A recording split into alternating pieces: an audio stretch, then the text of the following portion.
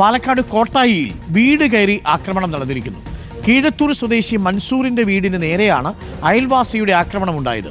വീട്ടിൽ നിർത്തിയിട്ടിരുന്ന കാർ ഉൾപ്പെടെ 8 വാഹനങ്ങൾ നശിപ്പിച്ചു. കോട്ടായി പോലീസ് അന്വേഷണം ആരംഭിച്ചിട്ടുണ്ട്. നമുക്ക് ആ ദൃശ്യങ്ങൾ ഒന്ന് കണ്ടുവരാം. ഇക്ബാൽ അറക്കൽ ചേരുന്ന നമുക്കൊപ്പം. വീട്ടിലൊരു 10-15 വന്നിരിക്കുന്നു. നോക്കൂ, എണ്ണം വന്നിട്ടുണ്ട്. എൻ്റെ വണ്ടീനെ കാണിച്ചത് ഇപ്പോൾ ഒരു 5 മിനിറ്റ് വെളിയിലിറങ്ങാൻ പറ്റില്ല. എന്നെ കൊണ്ട് വെളിയിലിറങ്ങാൻ പറ്റില്ല. അങ്ങനെ ഒരു സിറ്റുവേഷനാണ് വീട്ടിലുണ്ടാക്കി വെച്ചിരിക്കുന്നത്.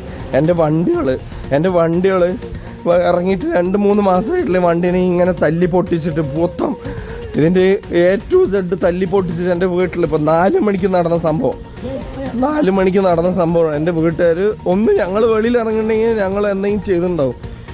വേറെ സാധനങ്ങളൊക്കെ അവരുടെ ടൂൾസ് സാധനങ്ങളെല്ലാം ഉണ്ട്.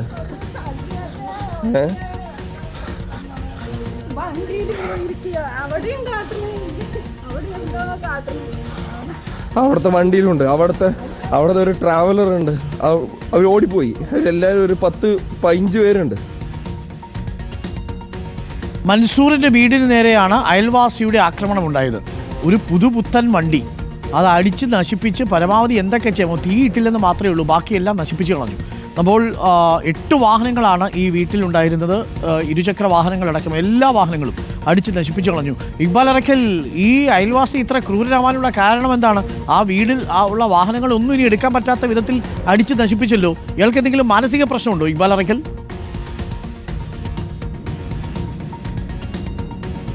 അരുൺ, ഇന്ന് പുലർച്ചെ 4 മണിക്ക് മുമ്പായാണ് ഇത്തരത്തിലൊരു ആക്രമണം പാലക്കാട് കോട്ടായിൽ നടക്കുന്നത്. കോട്ടായി കീഴത്തൂർ സ്വദേശിയായ മൻസൂറിന്റെ വീടിന് മുന്നിൽ നിർത്തിയിട്ടിരുന്ന 8ഓളം വാഹനങ്ങൾ, ഇതിൽ കാറുണ്ട്, ട്രാവലറുണ്ട്, ലോറിയുണ്ട്, ബൈക്കുകളുണ്ട്, ഇങ്ങനെ 8ഓളം വാഹനങ്ങളാണ് ഈ അയൽവാസിയായ യുവാവും അദ്ദേഹത്തിന്റെ സുഹൃത്തുക്കളും ചേർന്ന് ഇത്തരത്തിൽ ആക്രമിച്ച് നശിപ്പിച്ചിരിക്കുന്നത്.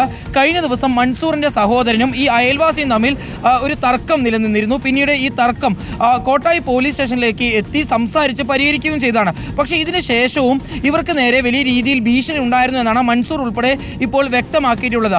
ഇന്നലെ വൈകിട്ട് വരെ ഈ അയൽവാസിയുടെ സുഹൃത്തുക്കളായ ചില ആളുകൾ ബൈക്കിലെത്തി ഇവരുടെ വീടിന് ചുറ്റും കറങ്ങുന്നുണ്ടായിരുന്നു. ഈ വിവരം ഇവർ അപ്പോൾ തന്നെ പോലീസിനെ അറിയിച്ചതുമാണ്. പക്ഷേ കൃത്യമായി പോലീസിന്റെ ഭാഗത്തുനിന്ന് ഒരു നടപടി ഉണ്ടായിരുന്നില്ല.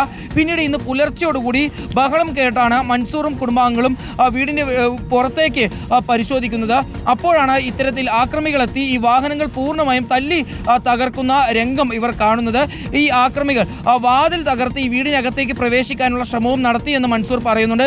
പക്ഷേ ഈ വീട്ടിലുണ്ടായിരുന്ന കുടുംബാംഗങ്ങളെല്ലാം ചേർന്ന് ഈ ശ്രമം പൂർണ്ണമായും തടയുകയായിരുന്നു. ഇല്ലെങ്കിൽ ഈ വാതിൽ ഇവർ തടഞ്ഞു വെച്ചില്ലായിരുന്നെങ്കിൽ ഒരു പക്ഷേ ഇവർക്ക് നേരെയും വലിയ രീതിയിൽ ആക്രമണം ഉണ്ടാവുമായിരുന്നു എന്നാണ് ഈ ബന്ധുക്കൾ ഉൾപ്പെടെ അറിയിച്ചിട്ടുള്ളത്. ഏതായാലും മൻസൂർ നൽകിയ പരാതിയിൽ കോട്ടായി പോലീസ് ഇപ്പോൾ ഈ സംഭവവുമായി ബന്ധപ്പെട്ട് കേസെടുത്ത് അന്വേഷണം ആരംഭിച്ചിട്ടുണ്ട്.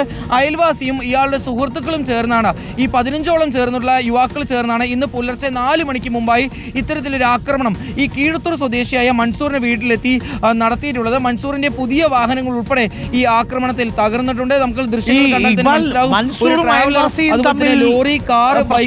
മൻസൂറിന്റെ സഹോദരനും